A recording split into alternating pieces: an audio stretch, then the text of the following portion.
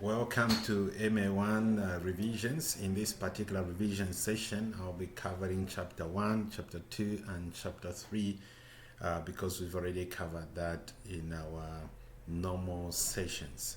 On each of these chapters, I'll be answering the first 10 questions. And after we do this revision, I'll be able to send you the test that you can now do on those three chapters.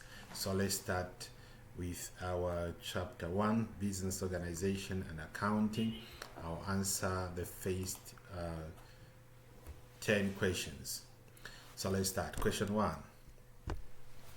Which of the following is not which of the following will not be a function of human resource department? Which of the following will not be a function of human resource department? Human resource department is concerned with hiring employees, firing employees, and arranging trainings for the employees. So the one function which is not a function of human resource is paying employees. Paying employees is the function of accounts department, not human resource. So the correct option here is option C. Question 1.2. Which of the following statements relates to policy manual of the organization? Policy manual of the organization should be in place to deal with the authorization of purchase of fixed assets, number 1. Number 2, employees who need to know where to find the policy manual to refer to but need not have read it. I think that doesn't even make sense because employees need to know or read a part of the policy manual that is relevant to their role in the organization. So number 2 doesn't even make sense. Number 3, strict adherence to the manual can lead to inflexibility. That's true. So which of the following statements refers to the policy manual of the organization? I think statement number 1 and statement number 3 refer to the policy manual of the organization. Statement number 2 does not even make sense. Employees will be expected to know the part of the policy manual that is relevant to their work. So the correct option here is option C. Number 1 and number 3 are correct. Those are statements referring to the policy manual. Question 1.3. Which of the following personnel in an organization would not be involved in the sale of goods on credit? Which one of those personnel will not be involved in the sale of goods on credit? Warehouse manager will be involved because the warehouse manager will be in charge of issuing out those goods that are sold on credit. Credit controller will be involved because the credit controller must make sure that we are selling goods on credit to customers who have got good credit ratings.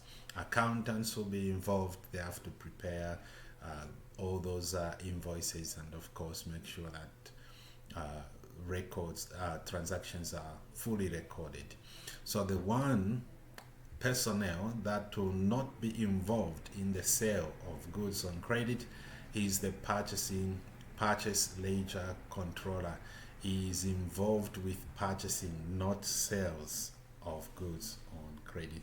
So the correct option for 1.3 is B. Let's move on to 1.4. What is the double entry for the purchase of goods on credit? Double entry for the purchase of goods on credit is you have to debit material control account and credit payables. The correct option there will be C. 1.5. What is the double entry for material retained to a supplier which has been purchased on credit? We purchase materials on credit and we return part of it to the supplier. What's the double entry?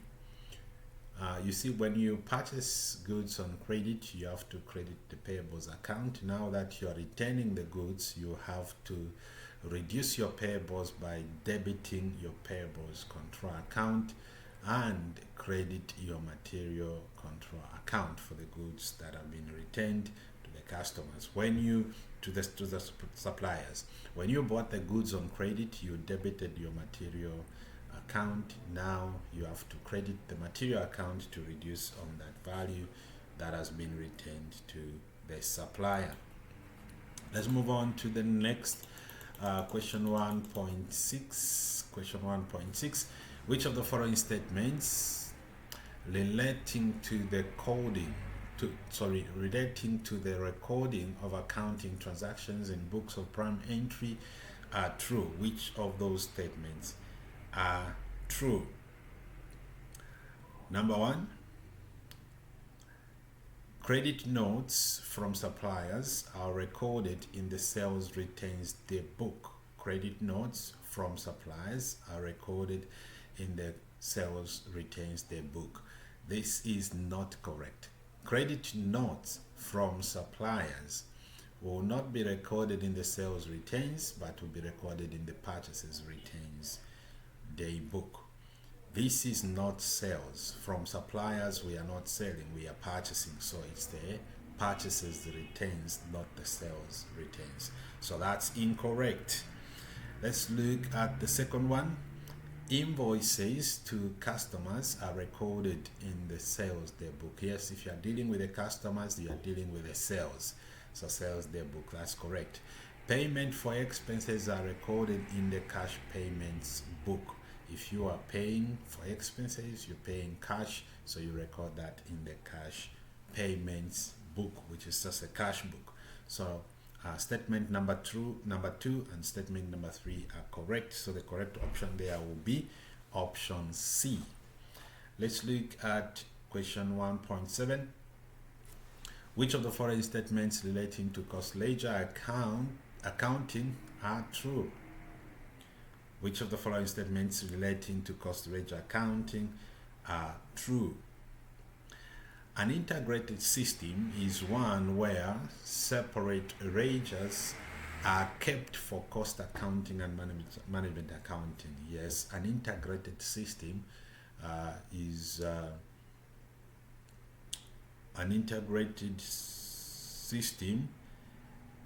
where this is not correct. An integrated system is one where separate ledgers are kept for cost accounting and management accounting. That is going to be an interlocking system. An integrated system is where the ledger, you combine cost accounting and management accounting in one ledger. So number 1 statement is incorrect. It's not true. Separating ledgers for cost accounting and management accounting will be interlocking system, not integrated system. Integrated system, you put in one ledger. An interlocking system is one where there is just one system of ledger accounting for cost accounting and for management accounting. Actually, what has happened here is number 2 should be the definition for integrated system, and number 1 should be the definition for interlocking system. So both statements are incorrect. So neither statement is correct. The correct option there should be option B. Option B. Let's move on to 1.8. 1.8. Which of the following describes the cost ledger control account? Which of the following describes the cost ledger control account? What is the cost ledger control account? A cost ledger control account is an account in the cost ledger to record financial items. To record what? Financial items. So if you look at the options that we have there, the correct option will be option number C. Option C will be the correct option. 1.9. Purchase invoices are entered into an account, into an organization's computer system at the end of each day. What is this an example of? Purchase invoices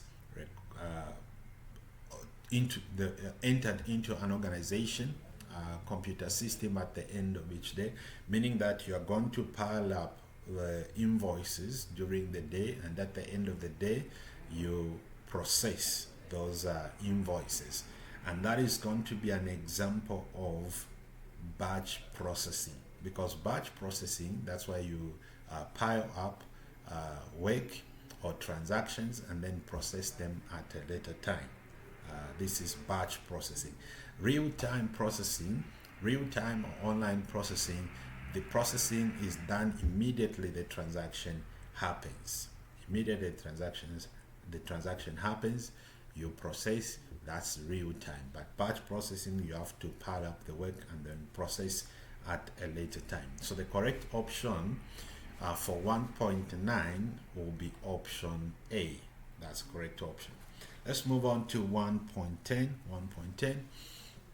Which of the following is a disadvantage of batch processing? Obviously, one of the challenges with batch processing is that your systems will not be always up to date. The system will not be always up to date because the systems or information is only updated when you come to process. So if you pile up the transactions during the day and process at a later time, that later time, that's when you're going to update your information. So that's the disadvantage of batch processing. So looking at the options for 1.10, option A is correct. Information will not always be up to date. Your information will not always be up to date. So let's move on to the next chapter and of course do about 10 questions as well in that chapter 2. Chapter 2, Introduction to Management Information. Introduction to Management Information. Introduction to Management Information 2.1. How would facts and figures which have been processed and communicated to another party be best described? Is this data or information? The correct option there is C, it's information. Data represents raw facts and figures that have not been processed. But when those raw facts and figures are processed into meaningful information that can be relevant to a particular user, we call that information. So the correct option for 2.1 is C. 2.2. Which of the following is not an external source of information? External source of information, obviously, this is going to be an internal source of information. Internal source of information from within the organization, and that, of course, will be employees. Employees, information collected from employees is said to be information collected from an internal source. Newspapers, internet, and industry reports, all those are external sources of information. So the correct option for 2.2 is C. 2.3. 2.3. Two statements follow about data and information. Data is a scientific term for facts and figures and information. Even when the word information itself is added to that, the fact is you're dealing with raw facts and figures, that is going to be data. It's correct. Then number 2, information is data which has been processed. That's correct as well. So the correct option for 2.3 is that both statements are true. Both statements are true.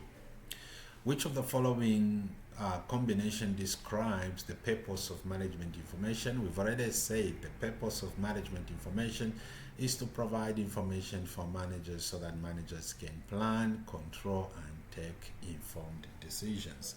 So the correct option for 2.4 here is option D, planning, control, and decision making. 2.5.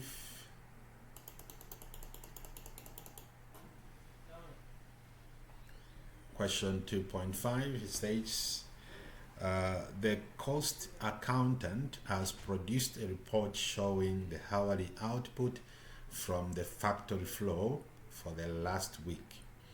Who in the organization is most likely to require this information?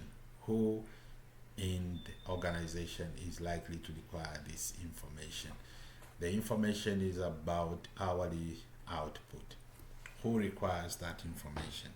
Looking at what the information is related to. The information is related to the factory where production is done. So obviously you're looking at the production manager as one that will require that type of information. So 2.5, the correct option should be C.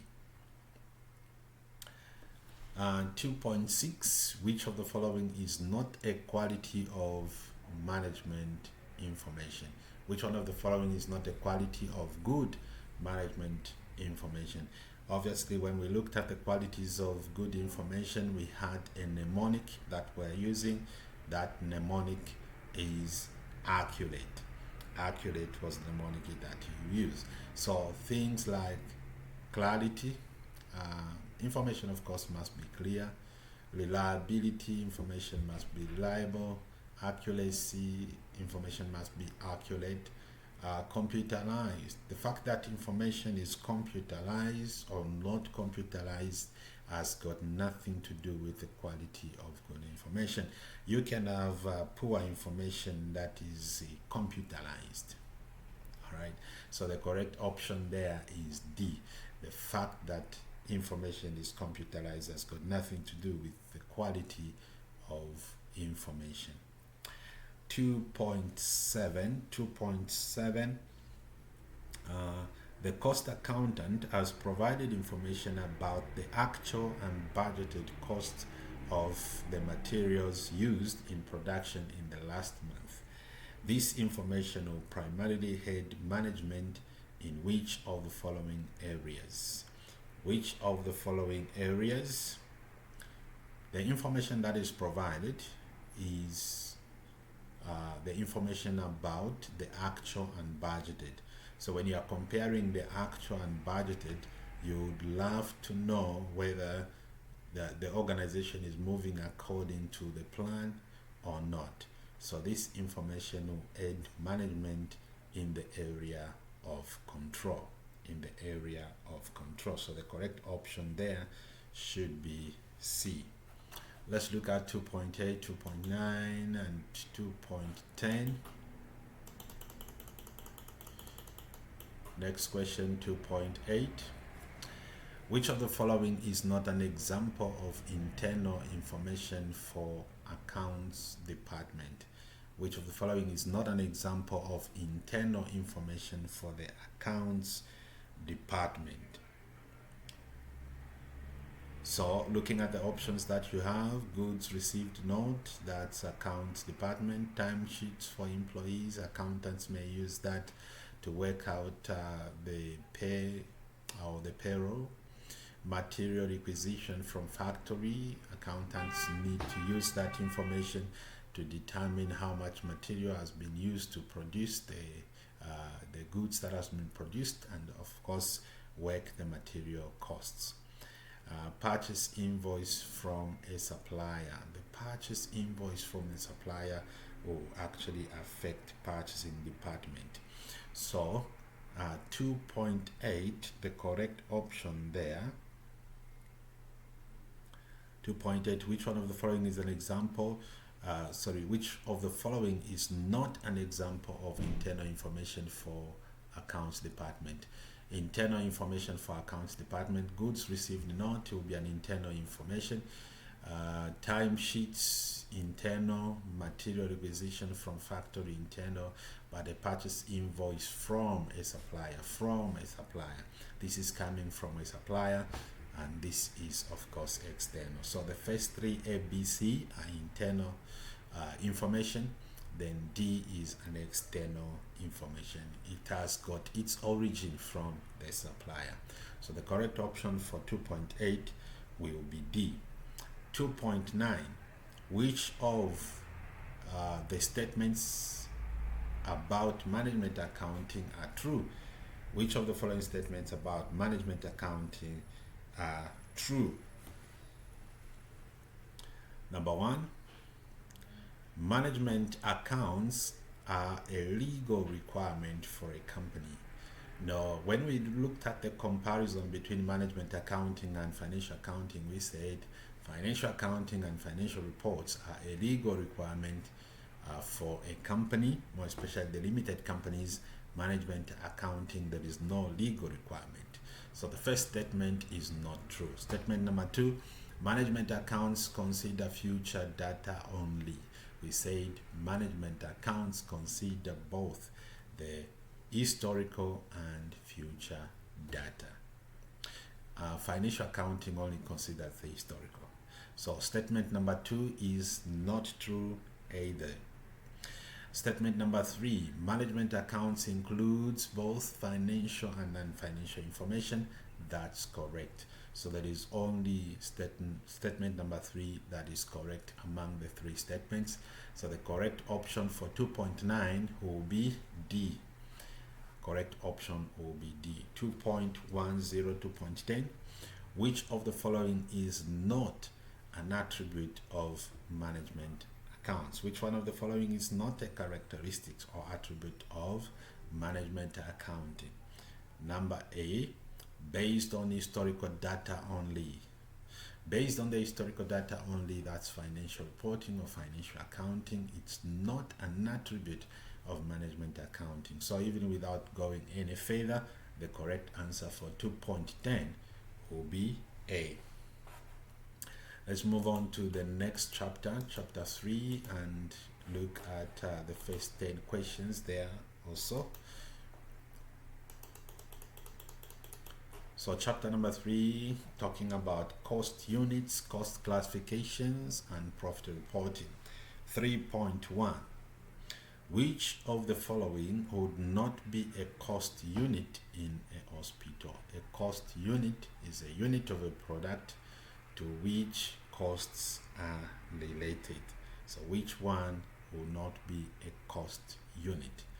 Patient night, cost unit. Ward bed, cost unit. Canteen meal will be a cost unit. What will not be a cost unit is a department. X-ray department will not be a cost unit, because cost unit, you're looking at the unit of a product, not the entire department. So the correct option for 3.1 is C. 3.2. Which of the following is the best description of a direct cost? A direct cost is a cost that is directly linked or directly traced to a cost unit. Direct traced to the cost unit. The correct option for 3.2 will be B. B, a cost that can be directly traced to the cost unit. 3.3. Which of the following is most likely to be treated as an indirect cost by a car manufacturer? Indirect cost by a car manufacturer. Sheet metal for car body, that's direct material. Wages for production line workers, that direct wages. Lubricants for machines. Now you see, lubricants for machines cannot be traced in a car as a cost unit. Lubricants for machines are used to smoothen the lining of the machines, and those do not become part of the cost, part of the unit, the cost unit. So lubricants will not be part of the car. Lubricants for machines are used to help the machines run. They are not going to be traced in the car. So that's an indirect cost. The fabric for car seats, it's part of the materials that goes into making a car. So the correct option for 3.3 will be C. Correct option for 3.3, C. Let's move on to 3.4. Which of the following is most likely to be treated as an indirect cost by a computer manufacturer? Indirect cost by a computer manufacturer. Production line workers, that's direct wages. Microchips are inserted in the computer. They become part of the materials for the computer. Plastic housing the computer body, that's part of the materials that goes into making a computer. Factory supervisors wages are not treated as direct expense. Those are indirect expenses. The reason is very simple. Supervisors do not actually make the products. They supervise those workers who are making the products. So supervisors are not production line workers. So the correct option for 3.4 is D. Now let's look at 3.5. 3.5. Which of the following costs would most likely to be illustrated by the diagram given below? Talking about the total cost and the level of activity level. This is a fixed cost. This is a fixed cost, because when we looked at cost behavior, we said a fixed cost is a cost that remains the same regardless of the output levels. So you change output levels, the cost remains the same. That's a fixed cost. So which one of the following is an example of a fixed cost? Obviously, rent is going to be a fixed cost. Rent is going to be a fixed cost. Total material cost. Material costs are always variable because material expenses depends on the number of units that you've produced. Total wages cost. Wages are dependent on the number of hours worked and the number of employees you've taken, so that cost is expected to be variable. Between factory cost and telephone expenses, which one do you expect to be more variable? It's the telephone expense. Telephone expense may be a combination of both fixed and variable cost, but a factory rent cost is expected to be fixed, especially in the short run period. So let's move on to the next question. This should be 3.6. 3.6. Now, what you see on 3.6 is a cost per unit, which is an average cost. This is an average cost, a downsloping cost in relation to the levels of output.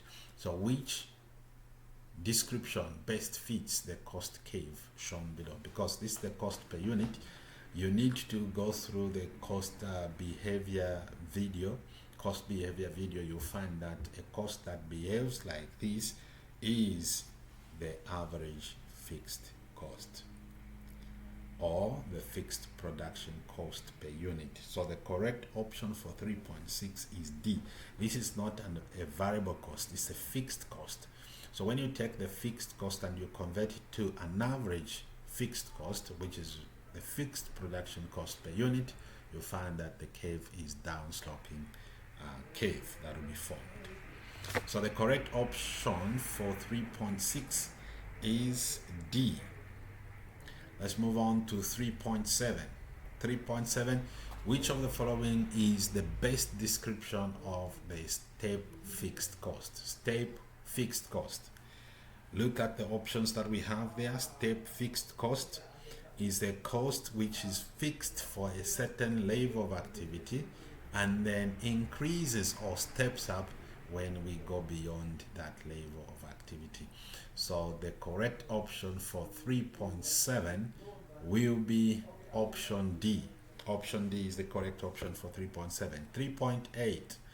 Again, on 3.8, we are dealing with the cost per unit. Now, this looks like a fixed cost, but it will not be a fixed cost because this is an average cost. Fixed cost, total cost behaves like that. And fixed cost per unit is a downsloping curve. But this is the cost per unit, so it's not going to be fixed cost. So what cost will this be? This is going to be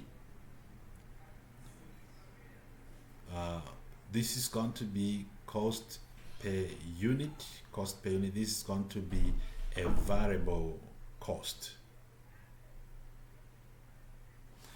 This is going to be a variable production cost per unit, because it's only a variable cost per unit that will be a straight line like that.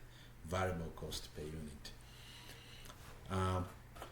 Let me come again on this one. If you're looking at this graph and you compare it with the fixed cost graph, this looks exactly like a fixed cost. But since it's the cost per unit, a cost per unit, this is going to be a variable production cost per unit. Now, let's talk about it. This is the variable cost. Which of the following is not illustrated by the diagram below? So which one does not fit this description? Because this description is for the variable cost. So let's look at the options that we have. Direct material cost per unit. Direct material cost is the variable cost. Direct material cost is a variable cost. So it suits the description we are seeing there. Direct labor cost per unit. That's the variable cost per unit as well. Direct labor is a variable cost because direct labor cost is dependent on the levels of output. So it fits that description. Fixed production cost per unit.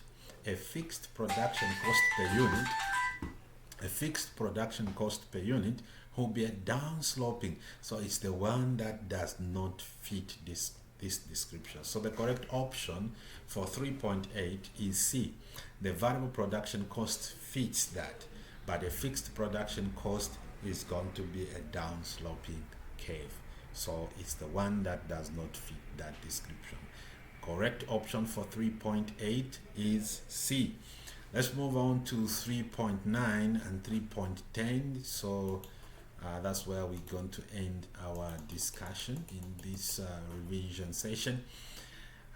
3.9. Which of the following costs would be most likely to be illustrated by the diagram? So the diagram is talking about the total cost against level of activity, and the cost starts from somewhere there going up. This should be a mixed cost or total cost. So, or a combination of fixed and variable cost. So which cost here is likely to be a combination of both the variable cost and the fixed cost? This level is the fixed cost, going up is the variable cost. Factory rent is gonna be fixed cost. It will be a straight line, horizontal line. Telephone costs is likely to be a mixed of fixed and variable costs, so it best suits the description we are seeing there. Material costs are quite variable cost, so the variable cost line starts from 0. Factory supervisors' salaries may be variable as well. Now, maybe variable costs or fixed costs as well, but the cost that is likely to be a mixture is the telephone expenses. Likely to be a mixture of the two is the telephone expense. So the correct option there is option B. Now coming to our 3.10, we are told that information data given there relates to question 3.10 up to 3.12. So 3.10, which is the prime cost of the product? Prime cost of the product includes the sum of all the direct expenses. So you pick the direct expenses, material direct expense, labor direct expense, you pick those expenses and you add them up together. That will give you the value of prime cost. So let's just run through what we have there. We have material, which is the direct expense, 3 kg multiplied by 6.20. If you multiply that, you have 18.6. Another type of material, 4 kg, which is material B, multiplied by that, you will have 22.40. So we already have 18.6 and 22.40. Then you take the direct labor expenses, 2 hours of labor at the cost of that, so you multiply 2 by 7.0, you must be getting 14.8 there. Then you have the production. The product is sold in 10 packs, in packs of 10, and the packaging for 10 units cost that. So the packaging is going to be part of the variable cost, part of the direct cost, packaging cost, which is going to be $22 for 10 packs, and that is going to be 2.2 per pack. So 2.2 per pack. So the direct cost you have is 3 multiplied by 6.2, 4 multiplied by 5.0, and 2 multiplied by 7.4, and plus the 2.2 per unit. of the 10 packs, which contains 10 units. All right, so add all that stuff together, you must be able to get $58 as your direct expenses, and that will be your prime cost. So the correct answer for 3.10 is going to be B. Thank you so much for your time. I'll be able now to issue an exercise or a class work based on chapter 1, 2, and 3. So be on the lookout on your WhatsApp group for that class test. Thanks so much for your time.